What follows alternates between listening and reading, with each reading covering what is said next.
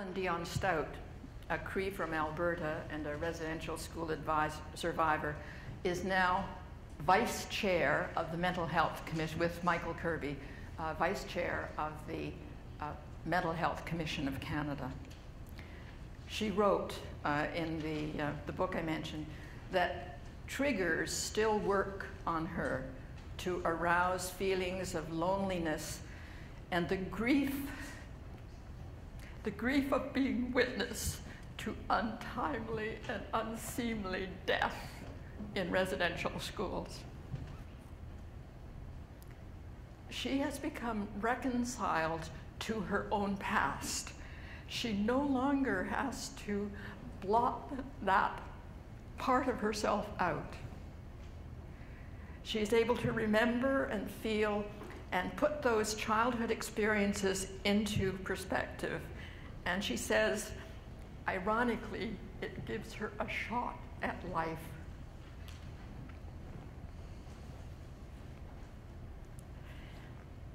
It's hugely important that we wrestle with the big picture of reconciliation that's carried on by political leaders and jurists and the Supreme Court. It supports that big picture reconciliation, creating structures and laws and constitutional protections that create room for reconciliation with self and family and healing, you know. And the self-determination that allows us to do what works. And that's what the research of the Healing Foundation has contributed enormously to. The second level of reconciliation at the community is at the community and institutional level. And I'll speak more about that in a moment. The third level of reconciliation is at the macro level of relations between peoples and nations that we've heard about this morning from Justice Binney and Chief George. Supreme Court decisions, resolution of land claims, negotiation of self-government.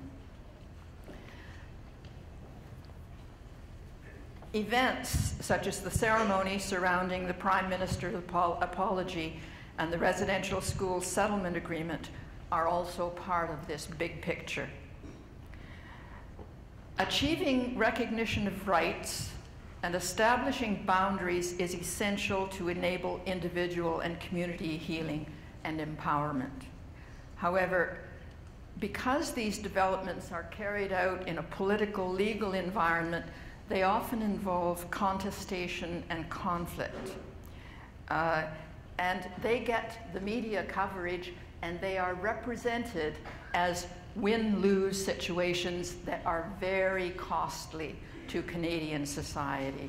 And so that narrative of First Nations, Inuit, and Métis as burdens is perpetuated, not only by the failure to recognize our place in building Canada, but also by the reiteration of that story of burdens.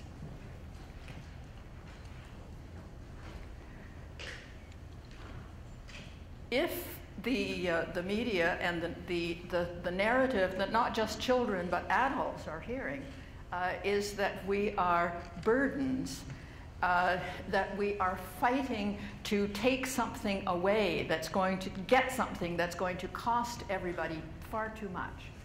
It's really difficult to get across the message that what we're really working for is common ground and a renewed relationship. As I prepared these remarks, I realized that a project I've been working on for the past several years is about reconciliation at the community institutional level, although it was never called that. I had the opportunity in 2003 to take up an appointment on a volunteer panel charged with updating and rewriting the Tri-Council Policy Statement, Ethical Conduct for Research Involving Humans, the TCPS for short. The academics in the room will recognize it.